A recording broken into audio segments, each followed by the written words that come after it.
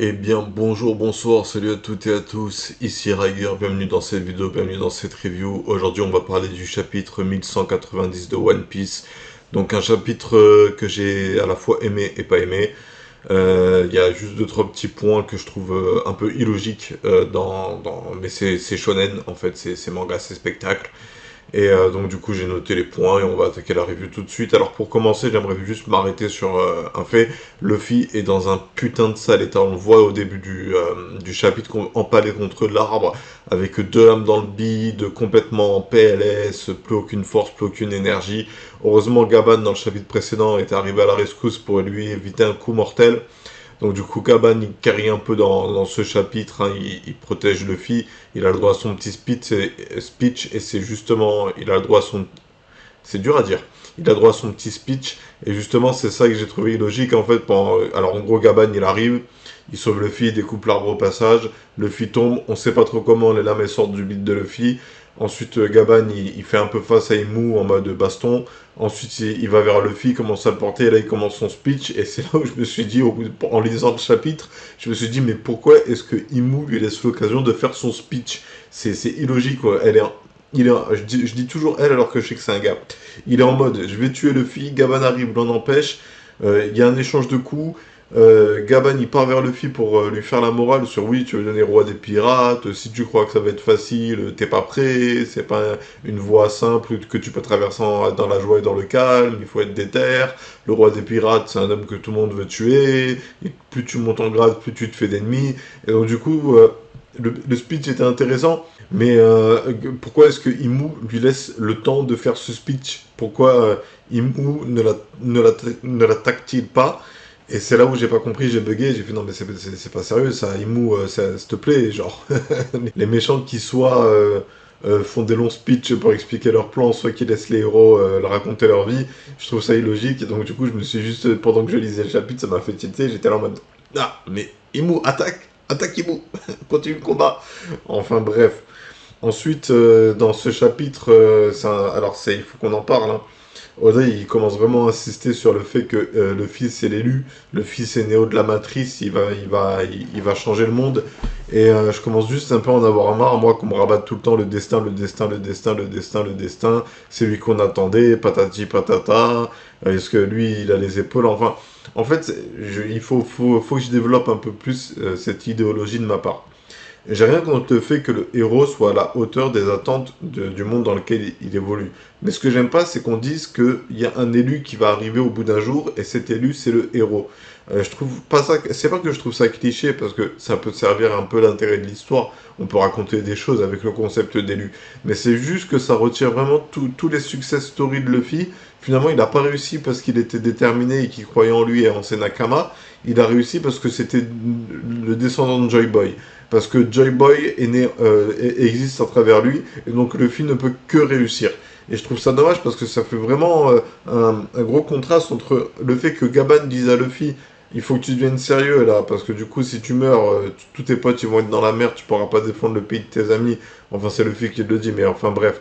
Gaban il est en mode Luffy, t'es pas prêt, t'es pas à la hauteur. Et de l'autre côté, il sort à Imu, c'est lui qu'on attendait, c'est lui l'élu. Voilà, je trouve ça dommage. Mais ce qui est vraiment surtout intéressant dans ce chapitre, et qu'il faut noter, c'est que apparemment, au One Piece, au dernier poneglyphe, quand Robin aura réuni tous les poneglyphes et qu'elle aura le néo-poneglyphe et qu'elle aura toute l'histoire de Joy Boy, à la fin de Grand Line, à Raftel, il y a des instructions. Parce que justement, Gaban il explique à Imu, Imu est en mode mais t'es qui toi? Gaban il explique ouais, je fais partie de l'équipage de Roger, le roi des pirates représente.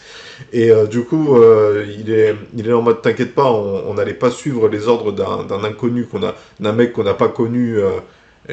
Pour que, enfin, j'ai oublié exactement comment est-ce qu'il formule la chose, mais en gros, il dit qu'on n'allait pas suivre les ordres de Joy Boy. Ça veut dire le One Piece, ce serait peut-être des instructions.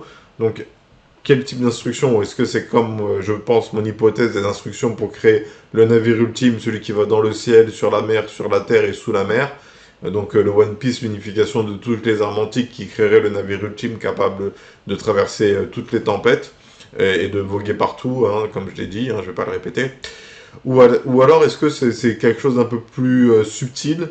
en mode Joy Boy réveille des informations sur le gouvernement mondial, et donc il met des instructions pour faire tomber le gouvernement mondial. Je sais pas, je vais réfléchir dans les prochaines semaines, dans les prochains jours, je vais essayer de creuser un peu plus ce côté-là, mais du coup, le One Piece, ce serait peut-être des instructions. Ensuite, Joy Boy aurait apparemment dit des choses à Imu, donc c'est pas dit ce qu'il a dit. En gros, Gaban dit à Imu, oui, je sais ce que Joy Boy a dit. Donc, du coup, qu'est-ce qu'il a dit? Mystère. On verra ça plus tard, je pense, dans le manga. Mais du coup, oui, ça rajoute un peu, ça épaissit un peu plus le mystère du One Piece. C'est-à-dire, même si on part, on est dans une phase où en fait on devrait commencer à avoir des éléments de réponse, Oda il continue à faire des sous-entendus, à teaser des petites choses, à mettre des indices. Donc, à mon avis, je pense que à ce stade-là de l'histoire, des personnes qui feraient des analyses du manga seraient capables peut-être même de déterminer ce que pourrait être le One Piece. J'avais un abonné, Arthur, un fidèle abonné de la chaîne, qui disait qu'il pensait que le One Piece serait une source d'énergie infinie. Donc, je le partage avec vous. Moi, je ne sais pas quoi en penser, mais je vous le dis parce que c'est une hypothèse qui a été partagée sur ma chaîne. D'ailleurs, si vous aussi vous avez c'est ma bouteille d'eau. D'ailleurs, si vous aussi vous avez des hypothèses ou des théories ou des avis sur le manga, n'hésitez vraiment pas à laisser un commentaire sur la chaîne. J'en ai pas beaucoup, du coup je peux les lire, potentiellement y répondre. La plupart du temps, quand je lis le commentaire, je mets un like pour dire je l'ai lu. Et si j'ai quelque chose à répondre, je réponds. Enfin bref. Ensuite, dans cet échange de coups, au bout d'un moment, Gaban, il va dans les airs, il commence à préparer ses deux haches, il réunit tout son ki, tout son haki dans une attaque. Il frappe avec porte divine. Alors j'avoue qu'à là, cet instant, j'ai pas trop compris si c'était Imu. Alors Imu préparait Stigmate, épée de je sais plus trop quoi, là, épée du désarroi. Et je pense qu'elle allait attaquer Gaban, mais que Gaban a balancé une grosse attaque. Et ce qui est intéressant de noter, c'est que à la fin du chapitre, je sais pas si vous avez vu dans les dernières pages, mais Imu saigne au niveau de l'œil droit. Ouais, c'est ça, l'œil droit. Et au niveau du bras gauche, je crois, ou du torse gauche. Et donc du coup, Gaban avait suffisamment de puissance pour blesser Imu. Ce qui me fait vraiment me dire que la conclusion de cet arc aurait été beaucoup plus simple pour l'équipage si toutes les personnes qui ne se sont pas occupées à se battre étaient parties porter rescousse à Luffy et avaient team up pour vaincre cet adversaire qui paraît imbattable pour le moment. Donc fin du chapitre, Gaban vaincu, à terre, un bras en moins, donc assez violent comme fin. Est-ce qu'il va se faire achever par Imu ou est-ce que Luffy va réussir à se lever et à récupérer des forces? Parce que aussi ce qu'il faut noter c'est que Luffy balance la punchline, faut que je guérisse, faut que je guérisse. Et moi j'étais vraiment là en mode attends, la force de la volonté je vais bien y croire, mais tu vas pas cicatriser parce que tu demandes à ton corps de cicatriser. À moins que le pouvoir de Nika et d'autres capacités qu'on ignore, hein. Peut-être que la cicatrisation fait partie de ses capacités, ce qui pourrait expliquer le fait que Luffy a autant de fois traversé, surtout face à Crocodile, a autant de fois traversé la mort sans pour autant succomber à ses blessures, bah, ce serait dû au fruit du Nika qui serait capable de régénérer plus vite son corps. Par exemple, Maple Down aussi, il y a cette scène où quand en bon clé, mais surtout, il trimballe Luffy dans les taches de la neige, et que Luffy se réveille et qu'il commence à s'éveiller au Haki des Rois, est-ce que ce serait possible que toutes les fois où Luffy s'est retrouvé en blessure critique, il ait survécu parce que le fruit Nika lui aurait permis? Je dis pas que l'hypothèse me plaît, mais je partage avec vous l'hypothèse. Voilà. J'ai fait le tour de tout ce que j'avais à dire. Ouais, j'ai parlé de tout. J'ai pas trop d'hypothèses hein, qui m'est venue au cours de ces 2 semaines sans One Piece. J'attendais le chapitre, j'ai pas regardé les reviews de la concurrence, ceux qui ont volé mon travail. J'ai pas regardé leurs reviews, mais je pense qu'il y a des chances pour que je le fasse au cours de la semaine prochaine. Peut-être dans cette fin de semaine, je sais pas, je vais peut-être regarder un peu plus de contenu One Piece, histoire comme je vous le disais, de pouvoir étoffer un peu plus mes reviews, d'avoir plus de choses à dire. Mais par contre, le point que j'ai noté, c'est qu'il n'y a toujours pas de mini-aventure. Et ça me désole un peu. J'aime bien les mini-aventures, c'est assez stylé comme concept. On suit des aventures de personnages qui n'ont pas spécialement eu le temps d'être développés comme il se doit dans l'histoire principale, parce que l'univers d'Oda, c'est un univers super riche, beaucoup de personnages, beaucoup de branches. Et quand je parle de branches, je parle d'organisation, de réseau. Donc il y a la marine, là il y a la Cross Guild. Est-ce qu'il y a ouais, la Cross Guild, ça pourrait être intéressant, une mini-aventure sur la Cross Guild de Baggy, Mihawk et Crocodile, où on voit un peu plus les personnages, les membres assez puissants de la Cross Guild, en mode il y a lui, il y a lui, il y a lui, ça pourrait être pas mal. Enfin bref, Et voilà, donc j'ai plus grand chose à dire sur ce chapitre, donc je vais pas m'éterniser. C'était Riker, je vous remercie d'avoir suivi cette vidéo. Si elle vous a plu les gars, n'oubliez pas le like, n'oubliez pas de vous abonner. Vous pouvez aussi partager la vidéo si vous pensez qu'elle pourrait plaire à d'autres personnes. On va s'arrêter là pour aujourd'hui. Pour le prochain chapitre, je m'attends à Luffy un peu en PLS, qui se réveille un peu plus déter et qui donne toute sa race pour affronter Imu.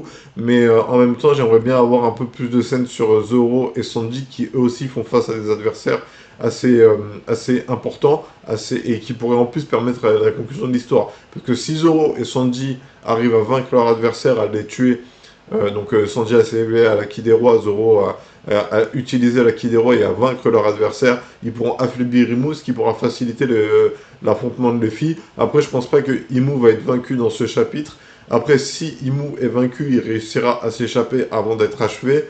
Mais bref, voilà, c'était Riger, passez une bonne journée, une bonne soirée, un bon après-midi, et à bientôt pour plus de vidéos. Tchuss!